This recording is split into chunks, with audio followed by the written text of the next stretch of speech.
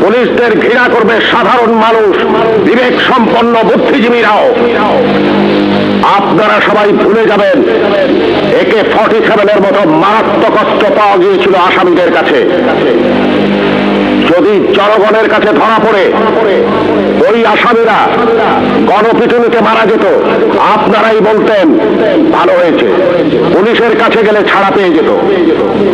একটা কথা মনে রাখবেন, পুলিশ কখনো আসামি ছাড়ে না। আসামি ছাড়ার অধিকার শুধুমাত্র বিচার বিভাগের। বলুন তো, AK-47 মতো রাইফেল কেন এদেশে আসবে, যা শুধু যুদ্ধক্ষেত্রে ব্যবহৃত হবে? কেন AK-47 বাংলাদেশে আসছে? কিসের আলামত? 9 শুটার বন্দুক কেন টিসিবির মাধ্যমে হাজার হাজার বন্দুক সাধারণ মানুষের হাতে তুলে দেওয়া হচ্ছে? কেন? কে জবাব দেবে? এই 9